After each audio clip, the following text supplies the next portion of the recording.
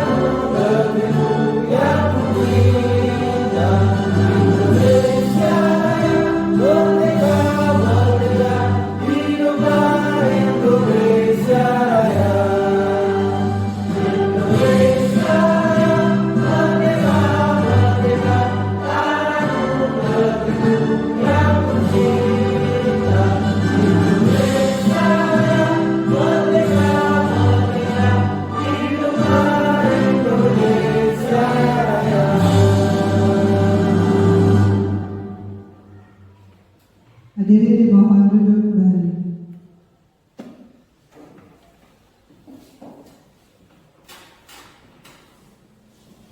Acara selanjutnya yaitu sambutan dari Bapak Kepala Sekolah pada Bapak Wawan Hadi Utama SPD. Disilakan.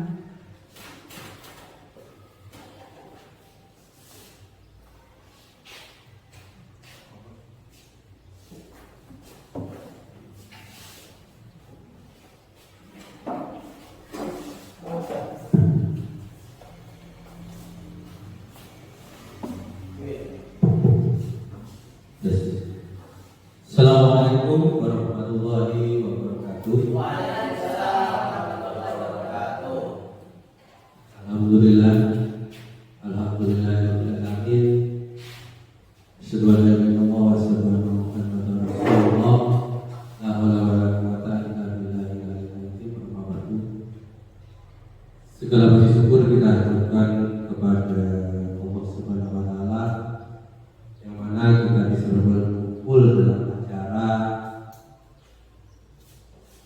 menyebarkan pemahaman dan pengalaman penerapan budaya positif dalam keadaan sehat walafiat tidak kurang suatu apapun, serta salawat salam tetap tercurahkan kepada Nabi besar Muhammad SAW yang telah menuntun kita dari zaman jahiliyah menuju zaman yang penuh Islam sekarang ini. Yang terhormat kepada Bapak Ibu Dewan Guru SDN Alun-Alun 02, yang terhormat dari perwakilan SMP 1 Atap Alun-Alun, dan juga terutama bagi CGB Angkatan 11 yaitu Bu Devitaria Andriani, kalau saya salah Bu Devitaria Anggraini yang kedua. Pertama-tama alhamdulillah Bu Devita ini adalah merupakan tugas dari modul 1.4 budaya positif, merupakan tugas wajib dari CGP untuk melaksanakan kegiatan tentang bagaimana pemahaman budaya positif yang ada di lembaga, terutama di lembaga SDN Alun Angkatan 2 yang saya sampaikan. Yang kedua, saya mengucapkan semangat, mengucapkan selamat. Tak terasa modul 1, modul 2, modul 3 dan modul 4 sudah terlampaui dengan baik.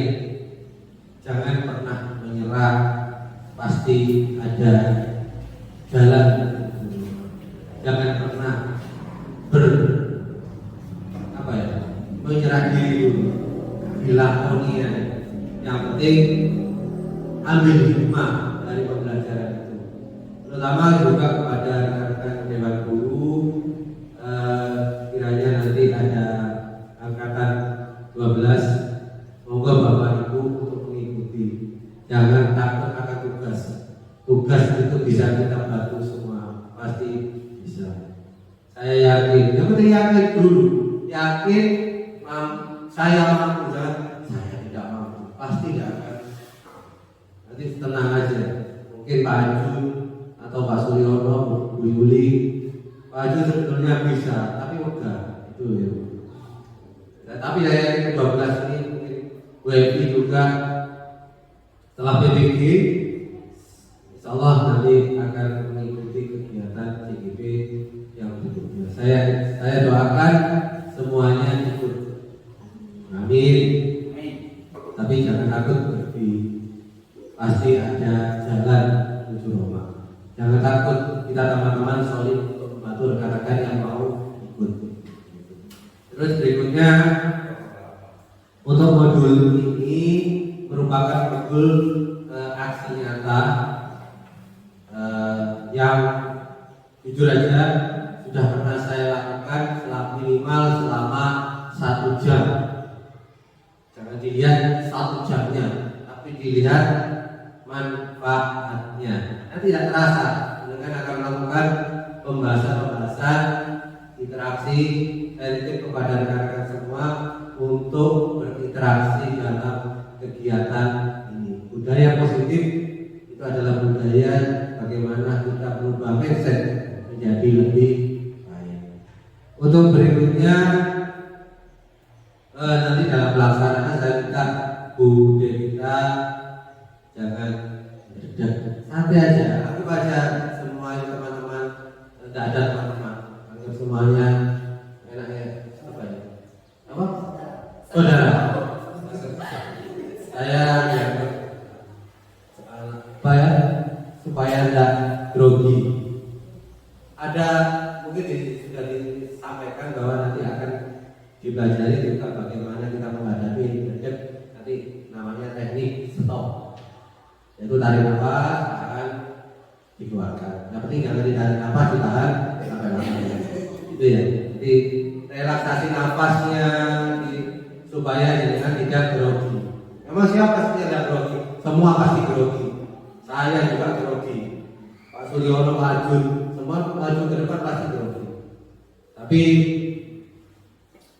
satu hal semangat.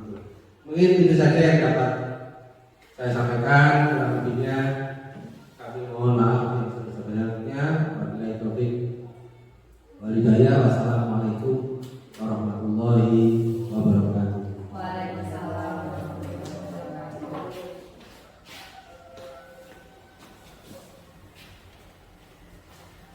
Terima kasih kepada Bapak Kepala Sekolah atas sambutannya. Acara selanjutnya yaitu acara inti penyebaran pemahaman dan pengalaman penerapan budaya positif yang akan disampaikan oleh Ibu Devita Diandriani. Untuk selanjutnya saya serahkan pada Ibu Devita. Terima kasih Bu Evi.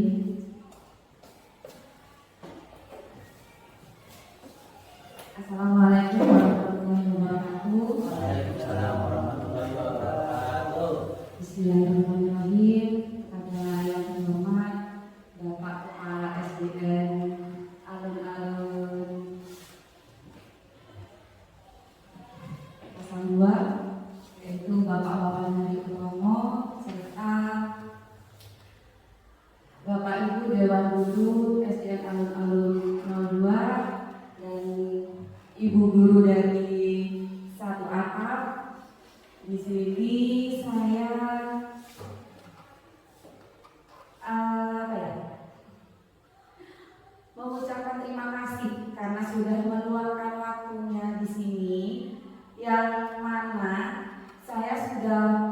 beberapa kali menyita waktu Bapak Ibu semuanya. Karena di sini saya bukan apa-apa ya, di sini saya adalah tuntutan dari program yang sedang saya jalani di sini.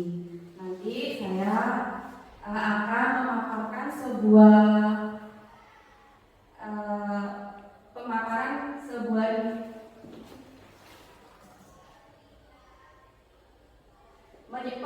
menyebarkan pemahaman dan pengalaman penerapan budaya positif. Puji syukur saya haturkan kepada Allah Subhanahu wa Ta'ala yang mana pada siang hari ini kita masih bisa berkumpul di sini dalam keadaan sehat walafiat. Salawat serta salam kepada junjungan kita Nabi besar Muhammad SAW. Semoga pada yaumul akhir nanti kita bisa mendapatkan syafaatnya.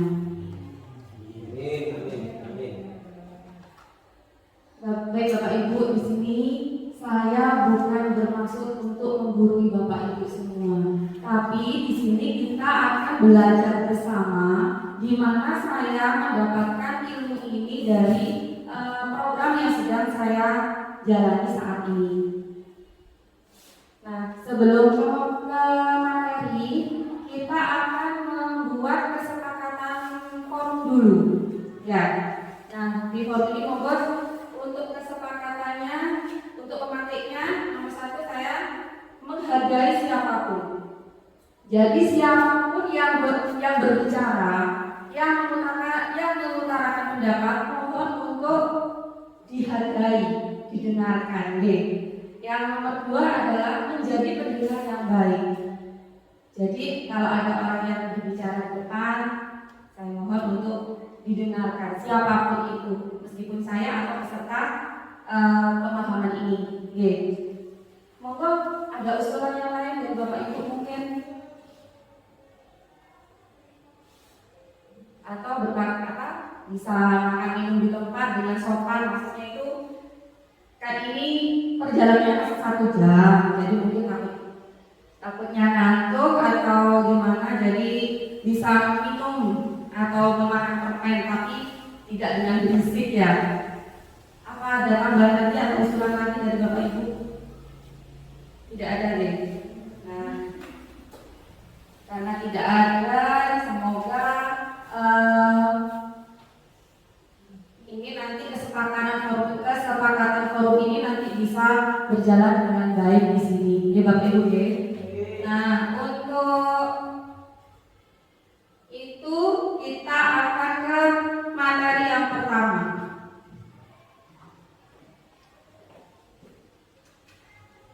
Nah, selamat datang para guru hebat. Mari belajar bersama, berkolaborasi, saling mendukung demi mewujudkan disiplin positif di sekolah kita tercinta. Ini adalah sapaan dari saya, Bapak Ibu. Ini adalah pertanyaan pematik. Nanti Bapak Ibu tinggal mengatakan setuju atau tidak setuju. Yang pertama, hukuman dapat mendisiplinkan anak. Menurut Bapak Ibu setuju atau tidak? Setuju ya? Jadi hukuman dapat mendisiplinkan anak? Tidak setuju. Oke. Mengapa? Untuk alasannya apa Bu Evi? Monggo.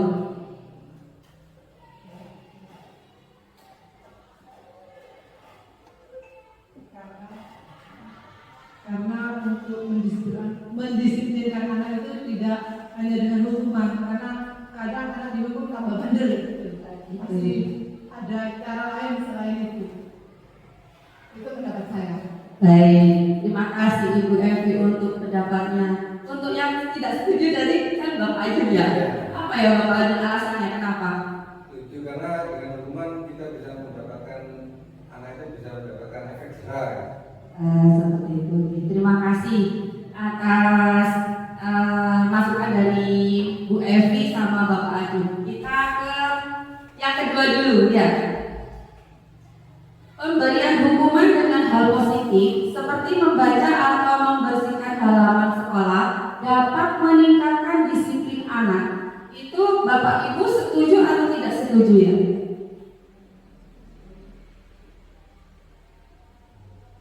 Pemberian hukuman dengan hal positif seperti membaca atau membersihkan halaman sekolah dapat meningkatkan disiplin anak. Apa hukuman tersebut bisa mendisiplinkan anak menurut Bapak dan Ibu? Bisa. Kita lanjut ke yang ketiga ya. Yang ketiga, memberi penghargaan dapat meningkatkan motivasi belajar anak. Bapak Ibu setuju atau tidak setuju? Setuju ya. Kompak yang nomor 3 setuju semua. Jadi ini tadi nomor 1 itu adalah tidak setuju. Tapi maaf slide-nya. Jadi saya jawab sendiri deh Bapak Ibu. Yang nomor 2 itu adalah juga tidak setuju karena memberikan hukuman ke anak. Yang ketiga betul tadi semua kompak menjawab setuju.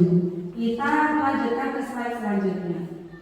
Nah, konsep utama dari modul budaya positif ini ada 7, yaitu perubahan paradigma belajar, disiplin positif, kebutuhan dasar manusia, motivasi perilaku manusia, posisi kontrol restitusi, keyakinan kelas, dan terakhir adalah segitiga restitusi.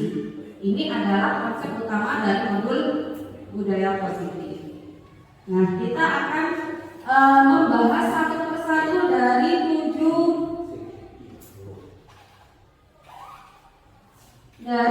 konsep utama modul budaya positif tersebut. Kita akan membahas tentang perubahan paradigma belajar. Nah, sekarang saya mohon untuk menjadi penaga di sini perubahan paradigma belajar kegiatan kepala tangan. Ada A dan B atau Anda dan teman Anda, sobeklah secari kertas kecil, tuliskan benda atau sesuatu yang sangat berharga untuk Anda. Letakkan di salah satu tangan Anda dan genggam benda atau sesuatu tersebut dengan segala daya. Buatlah sebuah kepalan. Teman Anda atau B akan mencoba dengan sekuat tenaga dengan berbagai cara untuk meminta Anda memberikan benda tersebut. B itu nanti bisa membujuk, mengancam, menghardik, merayu, menyuap, apa saja agar dapat membuka kepala teman Anda. Siapa yang bersedia untuk menjadi perangkat di sini? Ayo Bevi sama Bu Novi. Ayo maju. Jangan mundur-mundur. Nanti kita bisa. Yang membuat yang A siapa, Bu Evi atau Bu Novi? Bu Evi aja. Yang genggam Bu Evi kalau Bu Evi yang nulis.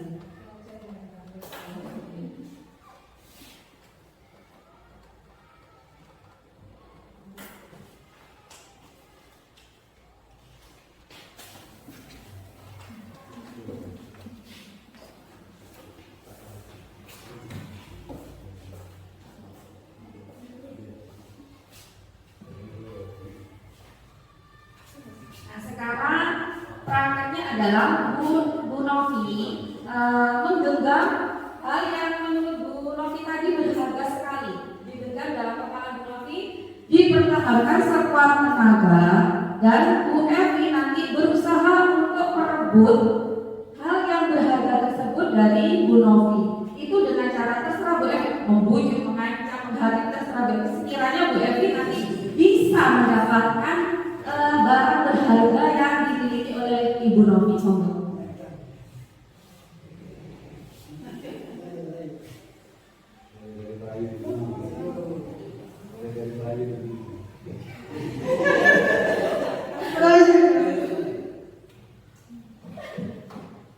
Boleh saya minta itu?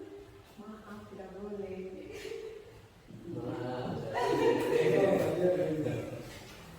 Ini sangat berharga buat saya. Tapi saya ingin. Jangan, saya butuh. Tidak boleh.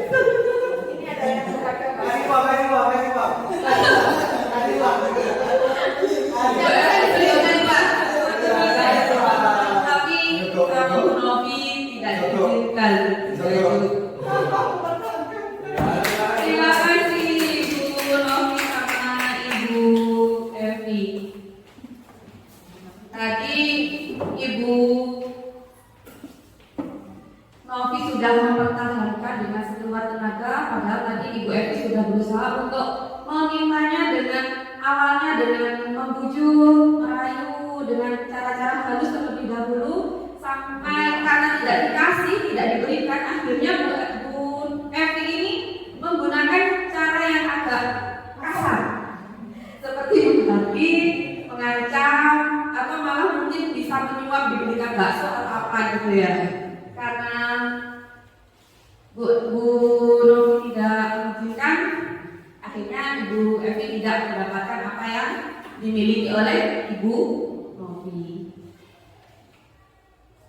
Nah, perubahan paradigma teori kontrol atau teori pilihan atau ilusi kontrol. Yang satu adalah ilusi guru mengontrol murid. Sebenarnya itu tidak baik. Dari dulu cara mengajar kita adalah guru berusaha untuk mengontrol murid. Padahal itu tidak baik. Sedangkan cara mengajar kita dari dulunya memang untuk mengontrol murid. Yang kedua adalah ilusi bahwa kritik dan membuat orang merasa bersalah dapat menguatkan karakter. Sebenarnya kalau kita mengkritik anak, itu malah akan membuat anak rendah diri. Karena apa? Dia merasa dipermalukan oleh gurunya. Nah, yang ketiga, ilusi bahwa semua penguatan positif efektif dan bermanfaat. Yang keempat, ilusi bahwa orang dewasa memiliki hak untuk memaksa. Biasanya kita memaksakan kehendak kita terhadap murid. Muridnya tidak mau dengan cara belajar seperti itu, tapi kita tetap memaksa. Padahal anak tersebut tidak menguasai tentang pelajaran yang kita paksakan tersebut. Selanjutnya adalah perubahan paradigma stimulus respon atau teori kontrol atau teori pilihan. Siapa sesungguhnya yang memiliki kontrol? Seperti tadi adegan Ibu Evi dan Ibu Novi, yang memiliki kontrol siapa Bapak Ibu? Ibu Novi, betul sekali. Karena Ibu Novi tadi yang mempertahankan miliknya yang paling berharga. Stimulus respon, kita mencoba mengubah orang agar berpandangan sama dengan kita. Contohnya, saya ingin ke arah utara. Kita mencoba untuk menyuruh teman kita ikut dengan kita ke arah utara, sedangkan teman kita sebenarnya tidak ingin ke arah utara, ingin ke arah selatan. Tapi karena kita mencoba mengarahkan, akhirnya teman kita ikut seperti itu. Perilaku bujuk dilihat sebagai suatu kesalahan. Perilaku buruk dilihat sebagai suatu kesalahan orang lain bisa mengontrol saya. Saya bisa mengontrol orang lain. Saat ada pada saat bujukan gagal, model berpikir menang atau kalah. Maksudnya itu, saya tidak bisa mengontrol orang lain pun tidak bisa mengontrol kita. Betul atau tidak Bapak? Ya. Dari teori kontrol atau pilihan, kita berusaha memahami pandangan orang lain tentang dunia.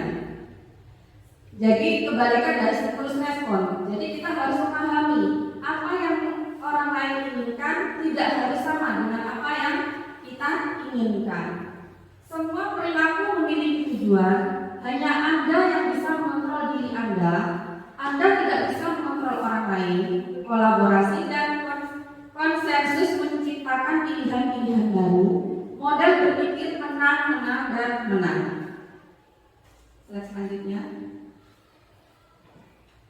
pembelajaran dengan paradigma baru dirancang berdasarkan prinsip pembelajaran yang terdiferensiasi, sehingga setiap siswa belajar sesuai dengan kebutuhan dari tahap perkembangan untuk mewujudkan profil belajar Pancasila. Kita kan sudah mengenal tentang profil Pancasila. Profil Pancasila tersebut sudah sedikit demi sedikit sudah kita jalankan di Bapak Kepala Sekolah ini. Slide selanjutnya, disiplin positif. Nah, dalam budaya kita, makna kata disiplin telah berubah menjadi sesuatu yang dilakukan seseorang pada orang lain untuk mendapatkan kepatuhan. Kecenderungan umum adalah menghubungkan kita disiplin dengan ketidaknyamanan. Sebagai pendidik, tujuan kita adalah menciptakan anak-anak yang memilih disiplin diri, sehingga mereka bisa berperilaku dengan mengacu pada nilai-nilai kebajikan universal dan memiliki motivasi intrinsik bukan ekstrinsik. Maaf saya tidak begitu terlihat. Yang ketiga, disiplin positif merupakan salah satu cara menerapkan disiplin yang bertujuan untuk menumbuhkan kesadaran serta memberdayakan anak untuk melakukan sesuatu tanpa sogokan, ancaman maupun hukuman. Nah, kebutuhan dasar manusia di sini apa ada yang Bapak Ibu tahu? Belum tahu ya. Nah, kebutuhan dasar manusia adalah yang pertama adalah untuk bertahan hidup. Yang kedua, kasih sayang dan rasa diterima. Jadi kita hidup, kebutuhan dasar manusia itu adalah apa? Untuk mendapatkan kasih sayang dan rasa diterima di lingkungan masyarakat atau di sekolah. Penguasaan. Yang keempat, kebebasan. Dan lima adalah kesenangan. Nah, motivasi perilaku manusia. Satu, untuk menghindari ketidaknyamanan atau hukuman. Apa yang akan terjadi apabila saya tidak melakukannya? Itu ada di motivasi eksternal. Yang kedua, untuk mendapatkan imbalan orang lain atau institusi, apa yang saya dapatkan apabila saya melakukannya, itu berada di motivasi eksternal.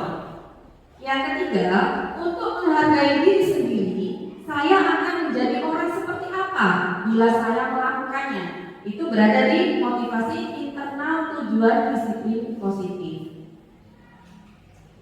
Nah, di sini Bapak Ibu, saya menginginkan Bapak Ibu menjawab hukuman atau konsekuensi. Oke.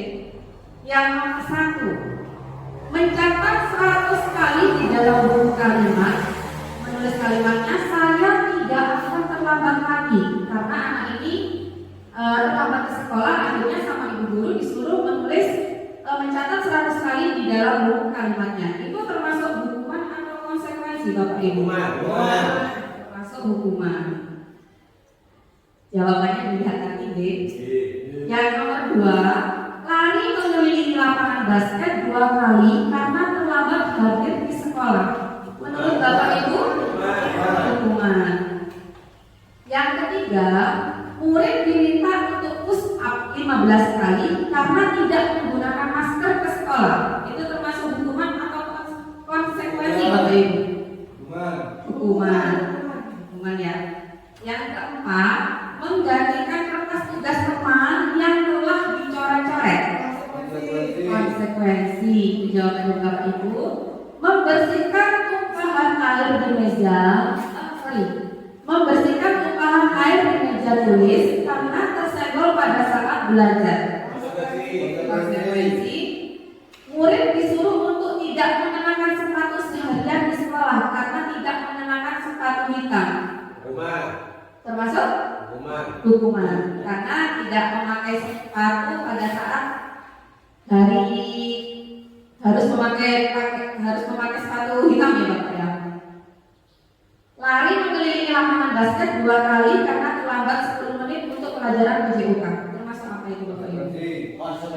Konsekuensi. Mari kita lihat jawabannya. Nah, betul ya, tadi hukuman. Ya betul. 100 ya. Dapat 100 ya Bapak Ibu ya. Betul semuanya. Nah, untuk lari mengelilingi lapangan basket 2 kali karena terlambat 10 menit untuk pelajaran PJOK itu kenapa Bapak Ibu memilih konsekuensi? Siapa yang mau menjawab? Bapak Kais? Enggak?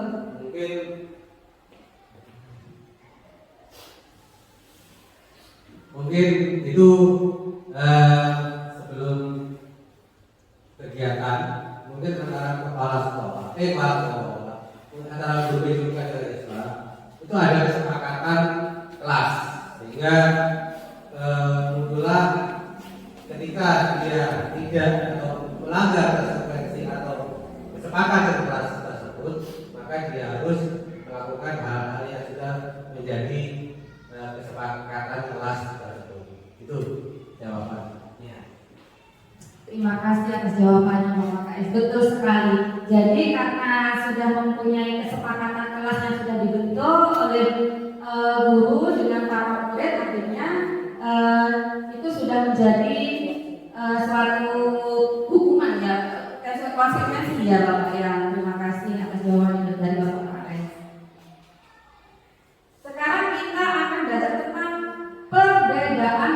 hukuman dan konsekuensi. Nah, di sini kalau hukuman adalah sesuatu yang menyakitkan harus terjadi, membuat anak sakit atau fisik maupun hati untuk jangka waktu yang lama. Seperti kalau kita dulu waktu sekolah, saya sendiri pun pernah dihukum sama guru saya. Waktu itu saya terlambat mengikuti upacara bendera, akhirnya guru saya menyuruh saya untuk berdiri di depan tiang bendera.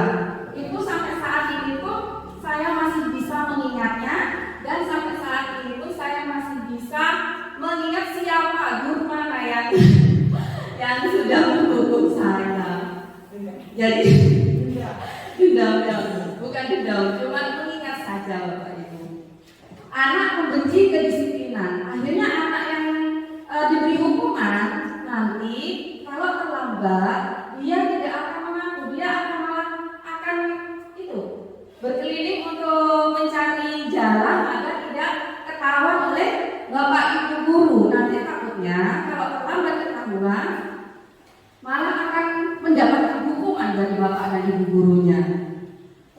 Paksaan mendorong anak menyakiti diri sendiri, konsep diri yang buruk. Anak belajar untuk menyembunyikan kesalahan yang tadi, karena dia sudah terlambat ketahuan oleh bapak ibu guru, akhirnya dia menyembunyikan kesalahannya, dan dia pun tidak lewat jalan seperti biasanya, malah dia akan melewati jalan yang tidak diketahui oleh bapak ibu gurunya.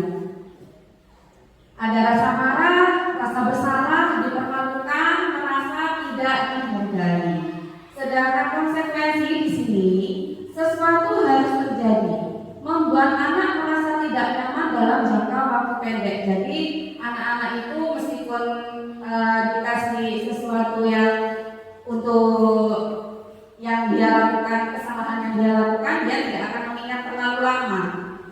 Anak menghargai disiplin, stimulus manggatan, mendorong anak agar mudah menyesuaikan diri, konsep diri yang baik, anak belajar untuk mematuhi peraturan, kehilangan hak, dan dibuat tidak nyaman diasingkan untuk sementara. Jadi anak-anak kalau membuat kesalahan itu, kalau kita beri konsekuensi, anak-anak ini bukan dipermalukan, tapi meskipun diberi tidak nyaman, itu bukan dalam waktu yang lama. Jadi dia hanya melihatnya dalam waktu yang sementara saja. Konsep disiplin dengan identitas gagal, ini adalah hukuman. Hukuman itu menyakitkan, tidak nyaman, murid akan merasa takut, memaksa, murid menyembunyikan kesalahannya, dan murid menjadi rendah diri karena mungkin malu terhadap teman-temannya karena sudah sering dihukum oleh bapak ibu gurunya. Penghargaan tidak efektif, merusak hubungan atau sifat diri, mematikan kreativitas, menghukum dengan sistem ranking, merampas hak menghargai dirinya. Konsep disiplin dengan identitas sukses adalah penguatan jangka pendek, perlu monitoring berkelanjutan, stimulus respon, murid mematuhi peraturan. Restitusi, murid bertanggung jawab atas perilakunya, fokus pada pemecahan masalah jangka panjang, murid menghormati dirinya dan orang lain, teori kontrol atau dirinya yang memegang kontrol, murid semangat memperbaiki kesalahannya. Konsep disiplin pendekatan restitusi, sebuah cara menanamkan disiplin kepada murid, disiplin positif pada murid. Pengertian dari restitusi sendiri adalah proses menciptakan kondisi bagi murid untuk memperbaiki kesalahan mereka, sehingga mereka bisa kembali pada kelompok mereka dengan karakter yang lebih kuat. Nah, ini ciri-ciri dari restitusi, yaitu bukan mencari kesalahan tapi belajar dari kesalahan, memperbaiki hubungan, tawaran bukan paksaan, fokus pada karakter, menghargai dirinya dan orang lain, menguatkan dan fokus pada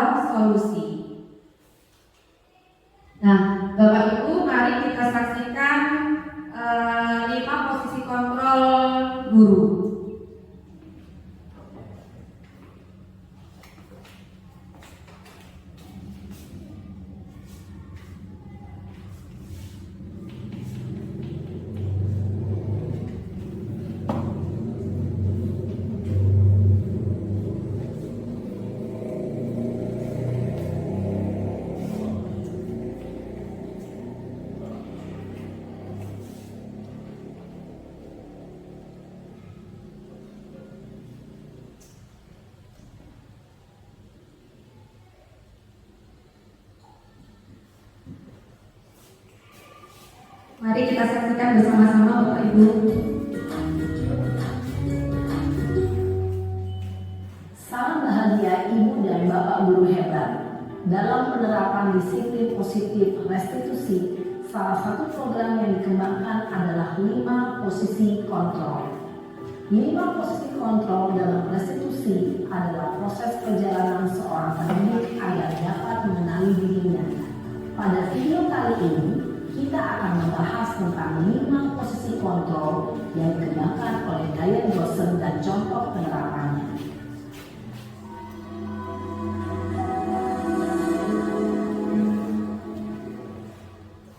5 posisi kontrol itu adalah 1. Posisi penghukum, 2. Posisi pembuat rasa bersalah, 3. Posisi teman, 4. Posisi pemantau atau monitor, dan 5. Posisi manajer. Untuk lebih memahami kelima posisi tersebut, mari kita saksikan kasus Naren yang terlambat hadir 20 menit di sekolah dan melihat bagaimana kelima posisi kontrol dalam menghadapi masalah tersebut.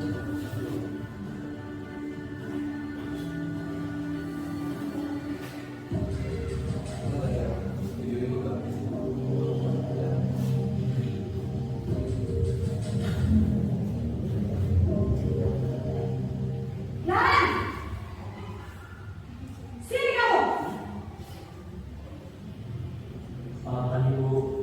Selalu terlambat. Kamu deh, pasti terlambat. Maaf, Bu. Saya Apa? Apa coba? Alasan kamu apa lagi? Kapan sih kamu tidak terlambat? Malas sekali ya kamu jadi anak. saya Dasar pemalas. Gak kapok-kapok sih kamu. Sudah berapa kali terlambat? Sana. Beri nama buat kamu. kenapa saya harus di lapangan basket, Bu? Kenapa? Kamu melawan ibu? Berani-beraninya jawab. Sudah terlambat, masih berani jawab pula. Sekarang, keliling lapangan basket 5 kali sekalian. Biar kapok. Cepat. Pergi sana ke lapangan basket. Posisi penghukum biasanya berbicara dengan nada tinggi, menghardik, menunjuk-nunjuk, menyakiti, dan menyindir. Hukuman bisa berupa fisik maupun psikis.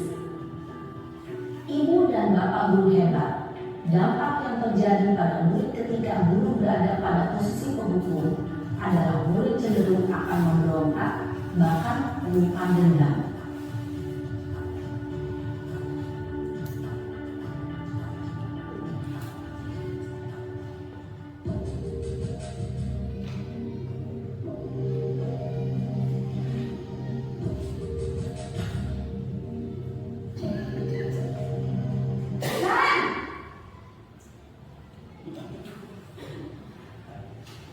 Selamat pagi, Bu. Naren. Kamu kenapa terlambat lagi, nak? Ya Tuhan, Naren. Kamu senang ya bikin ibu susah ya? Kalau kamu terlambat lagi, nanti ibu yang ditegur bapak kepala sekolah, nak. Disangka ibu tidak bisa membina kamu. Duh, gimana ini? Maaf, Bu. Duh, Gusti Naren. Kamu suka ya kalau ibu ditegur bapak kepala sekolah? Terus, sekarang ibu harus tulis apa yang di buku absen? Ini kamu sudah sering terlambat loh. Ibu harus apa coba? Maaf, Bu. Maaf sekali. Ya sudah, lain kali jangan bikin ibu susah lagi ya nak ya. Ibu tidak akan kuat lagi kalau kamu begini terus. Bisa jantungan kalau ibu tegur bapak kepala sekolah. Sana cepat ke kelas. Maaf ya, Bu. Maaf sekali. Posisi pembuat rasa bersalah berbicara dengan nada tenang, cenderung lembut, namun kata-kata yang diutarakan membuat murid merasa menjadi orang yang gagal, memandang buruk dirinya sendiri, merasa tidak berharga, dan tidak sanggup membahagiakan orang lain.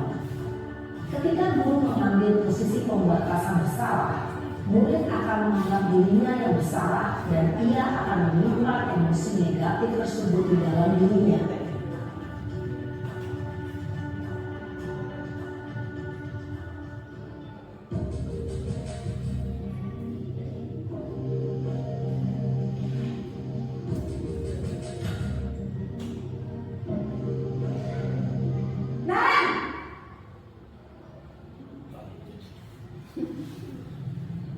Selamat pagi Bu.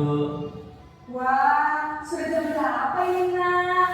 Terlambat lagi ya sayang.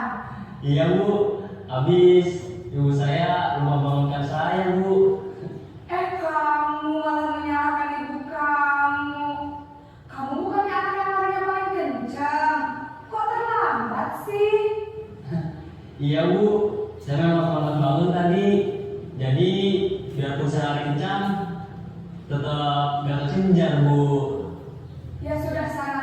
Nanti lain kali larinya lebih kencang lagi ya. Biar gak terlambat lagi. Bikin seneng ibu. Demi ibu. Bisa kan? Bisa lah Bu. Ya sudah sana masuk kelas. Ibu beresin urusan absen kamu. Kamu ini ada-ada saja. Dalam posisi teman, guru berbicara dengan nada suara ramah, akrab, cenderung bersenda gurau untuk menjaga suasana tetap santai. Murid akan merasa senang, aman, dan akrab dengan guru. Identitas yang tercipta adalah identitas sukses atau berhasil. Namun, perlu diingat, karena ini masih dorongan eksternal, maka ada faktor ketergantungan dari murid kepada orang tertentu. Di sini guru aksennya, sehingga di lain waktu murid bisa berperilaku baik, namun hanya kepada orang-orang tertentu saja.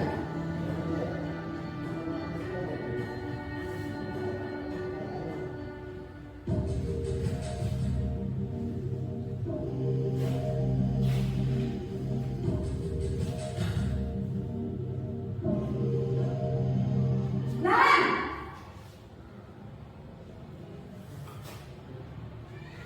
Selamat pagi Bu. Naren, apa peraturan sekolah kita tentang jam berapa kita harus masuk sekolah, Nak? Kita harus di sekolah jam 7 Bu. Iya betul, sekarang sudah jam 7.20. Naren sudah tahu konsekuensinya jika terlambat hadir. Paham Bu, saya harus tinggal kelas pas jam istirahat selama 20 menit. Iya benar, konsekuensinya demikian. Jadi nanti jam 9.30 pas istirahat, kamu harus tinggal di kelas, kerjakan tugas tambahan untuk ketertinggalan kamu, ya? Baik Bu. Posisi pemantau mengandalkan penghitungan atau data untuk mengontrol murid. Guru mengarahkan murid berdasarkan peraturan dan konsekuensi. Seorang pemantau menunjukkan bahasa tubuh dan ekspresi wajah yang datar dan cenderung formal.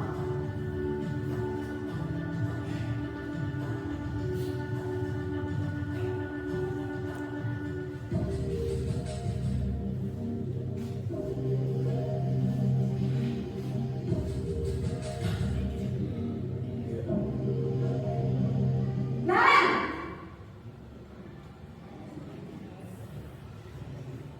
Selamat pagi Bu. Selamat pagi Naren. Maaf Bu, saya terlambat. Iya, sekolah masuknya jam 7, sekarang sudah jam 7.20. Jadi sekarang bagaimana ini Naren? Maaf Bu, saya lupa setel alarm saya semalam. Baiklah, menurut kamu, keyakinan sekolah yang mana yang perlu kamu tingkatkan? Menghargai diri sendiri dan orang lain mungkin ya Bu. Setuju. Jadi, apakah Naren meyakini prinsip saling menghormati tersebut? Iya Bu, saya meyakininya. Apakah Naren bersedia memperbaiki masalah keterlambatan ini? Bersedia Bu. Bagaimana kamu akan memperbaiki masalah keterlambatan ini? Saya akan coba untuk tidak lupa menyetel alarm saya Bu. Baik, kalau Naren lupa menyetel alarm di rumah, ada orang yang kira-kira bisa bantu mengingatkan tidak? Ada Bu, kakak saya, Kak Emma. Ada lagi selain Kak Emma? Selain Kak Emma,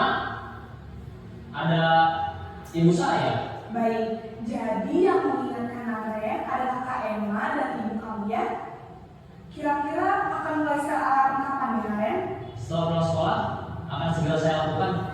Baik, jadi Naren akan setel alarm untuk bangun besok pagi dan akan diingatkan oleh kakak dan ibunda Naren ya. Ada lagi yang mungkin perlu dilakukan, Naren? Agar tidak terlambat bangun lagi. Tidak ada, Bu. Baik, Naren. Terima kasih untuk kerjasama kamu. Sekarang kamu perlu kembali ke kelas untuk belajar. Baik, Bu. Terima kasih. Posisi manajer adalah posisi kontrol yang disarankan untuk membimbing murid memiliki sikap disiplin yang positif, yaitu murid yang mandiri, bertanggung jawab, dan dapat memecahkan masalah. Tujuan dari posisi ini adalah agar murid dapat berefleksi atas tindakannya. Guru akan dengan tulus memberikan pertanyaan-pertanyaan bermakna, sehingga membuat murid dapat belajar dari kesalahannya dan mencari sebuah solusi untuk menyelesaikannya. Ibu dan bapak guru hebat, setelah mengamati adegan kelima posisi kontrol tadi, kira-kira posisi mana yang paling ideal? Posisi mana yang dapat menunjang motivasi intrinsik murid? Ya, tentu posisi manajer. Posisi ini memang posisi ideal yang ingin dituju setiap pendidik. Pada posisi inilah, guru dapat menerapkan disiplin positif yang berpihak pada murid, yang memerdekakan murid. Perjalanan seorang pendidik tentunya tidak mudah untuk sampai pada posisi seorang manajer. Namun, tujuan kita pasti, yaitu menciptakan murid-murid yang mandiri, merdeka, dan bertanggung jawab. Semoga penggambaran 5 posisi kontrol yang telah diperlihatkan ini dapat menjadi ajang refleksi bagi kita semua, agar dapat terus mengasah dan menerapkan disiplin positif yang memerdekakan murid. Mari terus berlatih dan bersemangat.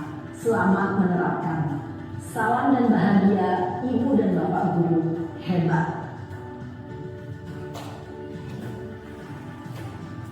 Baik, Bapak Ibu tadi sudah menyaksikan video tentang 5 kontrol guru. Jadi Bapak Ibu sudah mengetahui kontrol mana yang bisa Bapak Ibu terapkan yang paling baik diterapkan di murid-murid Bapak Ibu. Nah, ini tadi yang sudah kita saksikan, video yang sudah kita saksikan adalah 5 posisi kontrol sebagai guru. Yang pertama adalah penghukum. Tipe guru penghukum ini selalu menggunakan hukuman fisik atau verbal untuk dapat menekan dan mengontrol muridnya dengan caranya sendiri. Yang kedua, membuat merasa bersalah. Guru tipe ini dengan suara lembut, tetapi bahasa yang digunakan membuat orang itu merasa bersalah dan tidak berguna. Posisi kontrol yang ketiga adalah sebagai teman. Guru tipe ini berusaha mengontrol murid dengan persuasi dan menjalin hubungan baik dengan murid layaknya seorang teman. Yang keempat, sebagai pemantau. Tipe guru pemantau adalah mengawasi perilaku muridnya dan berdasarkan pada aturan-aturan yang berlaku dengan konsekuensinya jika melanggar. Yang kelima adalah sebagai manajer. Tipe guru manajer adalah mempersilahkan murid bertanggung jawab atau mempertanggungjawabkan perilakunya dan mendukung murid menemukan solusi dari masalahnya. Nah, dari kelima kontrol ini, Bapak Ibu merasa ingin menerapkan posisi yang mana? Dari kelima posisi kontrol tersebut, yang manajer mungkin yang lebih baik memang adalah sebagai manajer, karena kalau yang lainnya masih akan membuat anak-anak trauma atau merasa takut nantinya.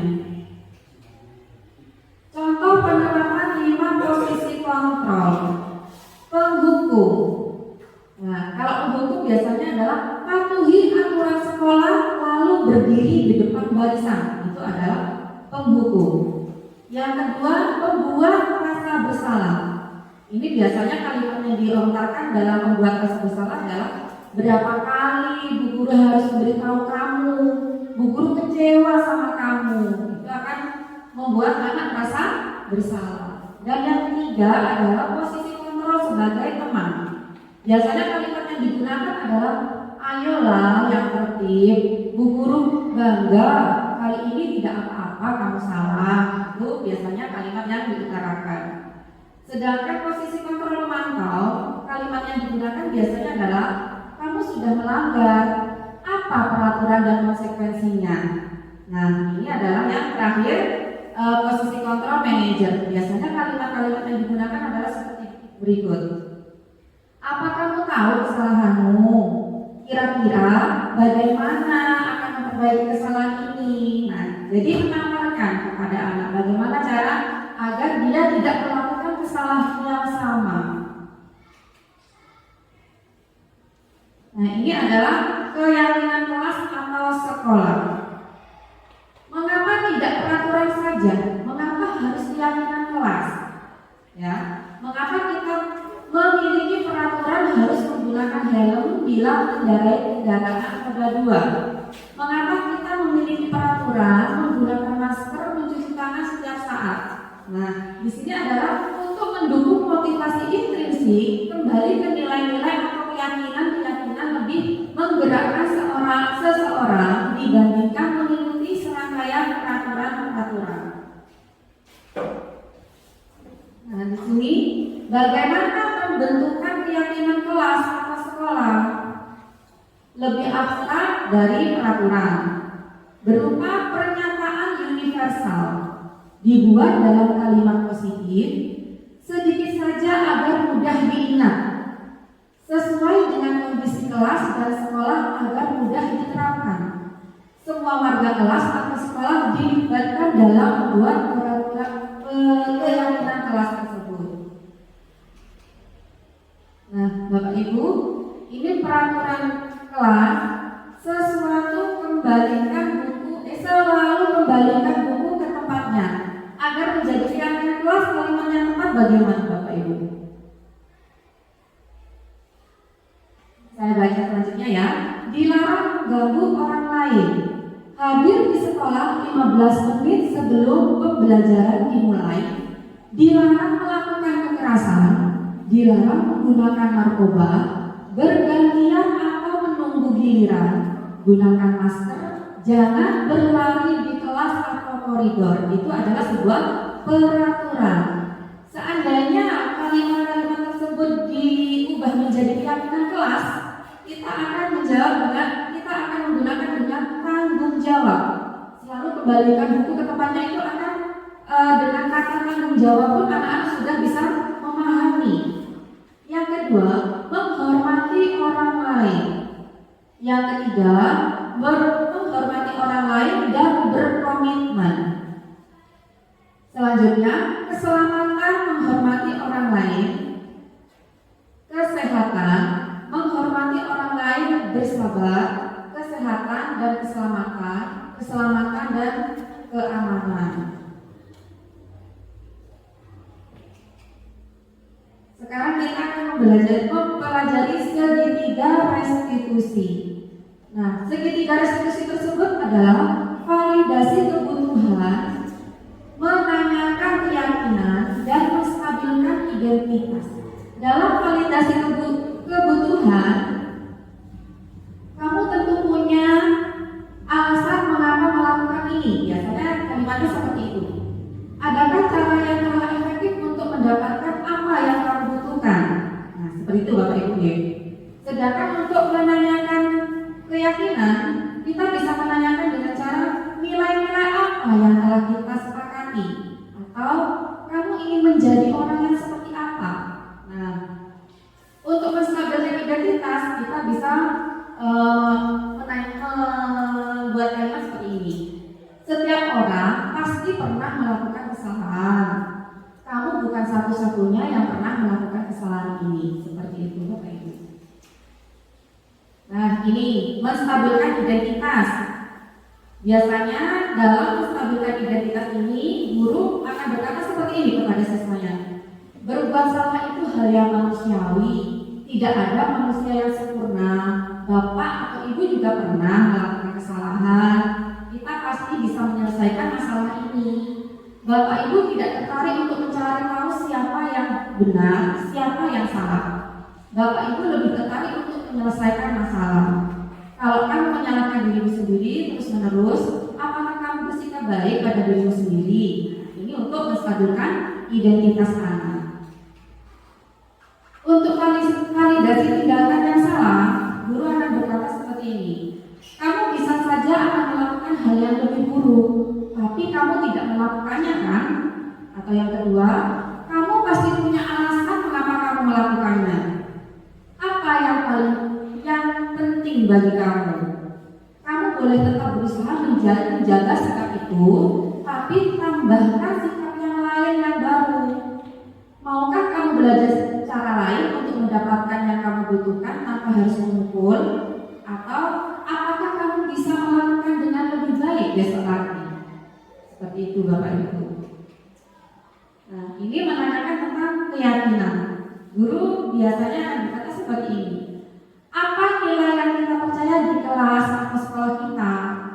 Nilai-nilai universal apa yang telah kita sepakati? Kelas yang ideal itu seperti apa sih? Itu pertanyaan untuk murid kita. Kamu ingin jadi anak seperti apa? Apa yang kamu rasakan ketika kamu melakukan itu? Kamu menjadi orang yang seperti apa? Seperti itu Bapak Ibu. Nah, contoh peran restitusi segitiga yang saya praktekkan terhadap anak didik saya.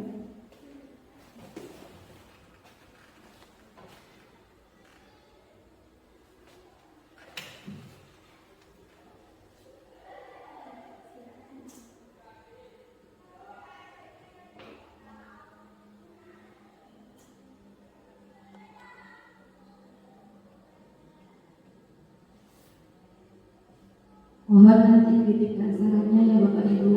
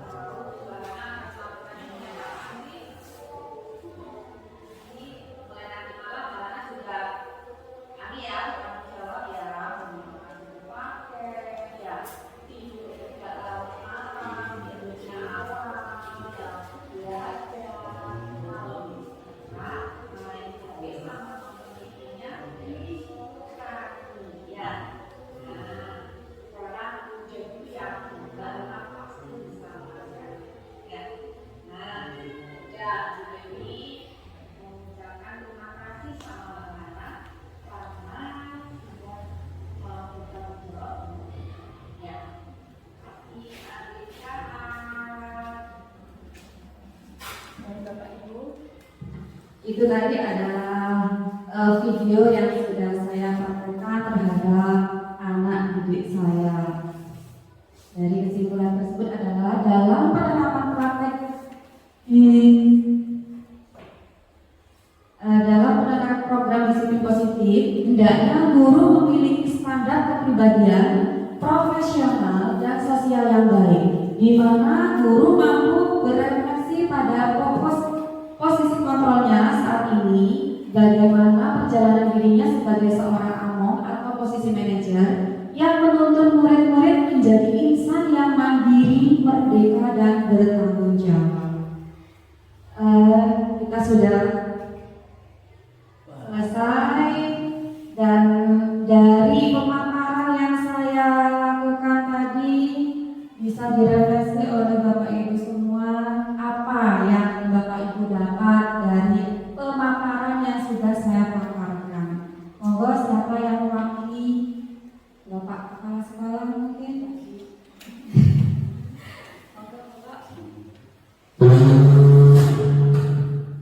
Terima kasih kepada Bu Devita selaku IGP angkatan 11 yang memaparkan tentang budaya positif. Untuk itu saya merefleksikan tentang tujuan dari budaya positif tersebut, yaitu satu tujuan,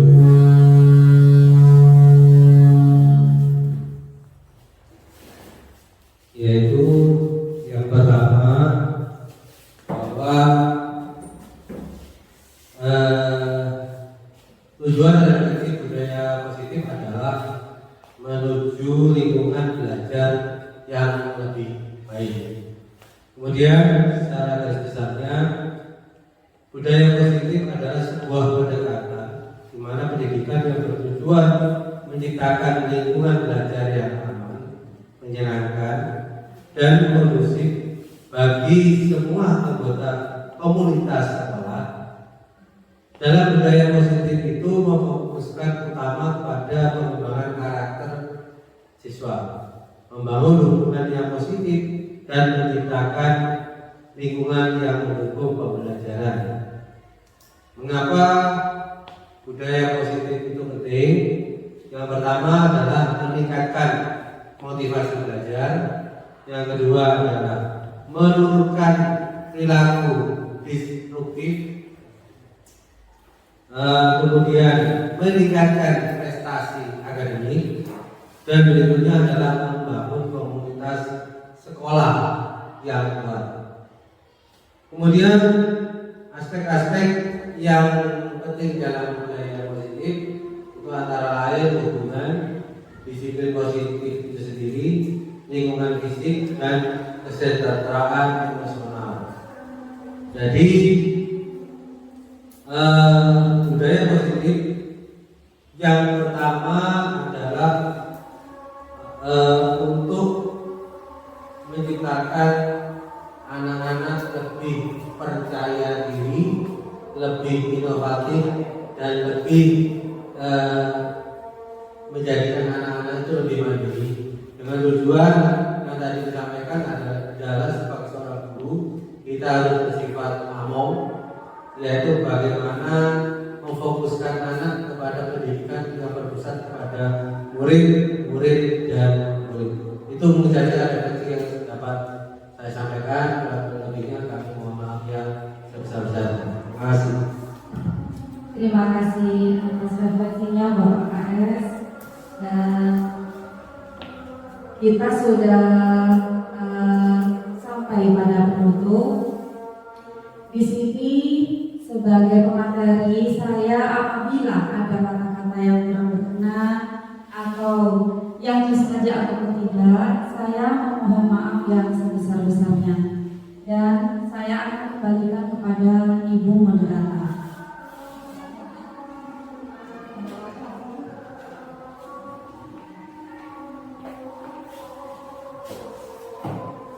Bapak Ibu, demikianlah acara diseminasi budaya positif yang disampaikan oleh Ibu Devita yang Driani